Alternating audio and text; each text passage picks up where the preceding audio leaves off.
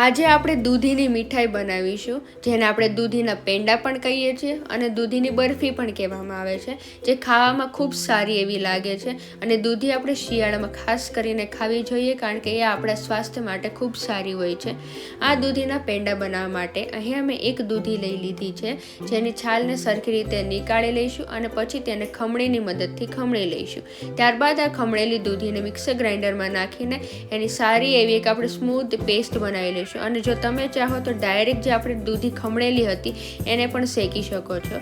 હવે એક વાસણની અંદર 2 ચમચી જેટલું ઘી નાખી દઈશું અને આપણે જે મિક્સર કરી હતી દૂધીની પેસ્ટને એ પણ નાખી દઈશું અને એને સારી રીતે આપણે શેકી લઈશું, જ્યાં સુધી એનું બધું પાણી ઉડી ના જાય ત્યાં સુધી. એકવાર એનું બધું પાણી ઉડી જાય પછી એની અંદર આપણે 1 કપ જેટલી અહીંયા ખાંડ લીધેલી છે.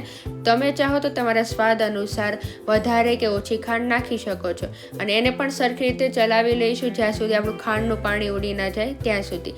ત્યારબાદ અહીંયા મેં 4 ચમચી જેટલું કન્ડેન્સ મિલ્ક નાખ્યું છે, જે બિલકુલ ઓપ્શનલ છે. જો તમારે નાખવું હોય તો જ નાખો, નહીંતર ચાલે પણ આમાં. હવે આ એ થઈ જાય પછી તેને સરખી રીતે પણ આપણે મિક્સ કરી લઈશું. ત્યારબાદ હવે અહીંયા આપણે દૂધનો પાવડર 1 કપ જેટલો નાખવાનો છે અને દૂધનો પાવડર નાખવો એ ખાસ જરૂરી છે, કારણ કે એનાથી આપણા પેંડા સારા એવા બને છે. કારણ કે અહીં આપણે દૂધનો ઉપયોગ કર્યો નથી અથવા તો બહુ જ ઓછો કરીએ છીએ એટલા માટે.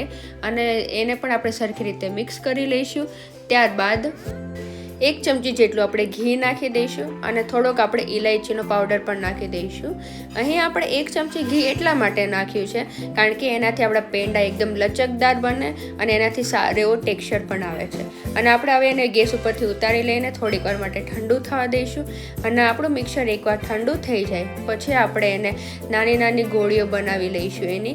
અને તમે ચાહો તો એક ડીશની અંદર ઢાળીને તેની બરફીની જેમ પણ કટ કરી શકો છો.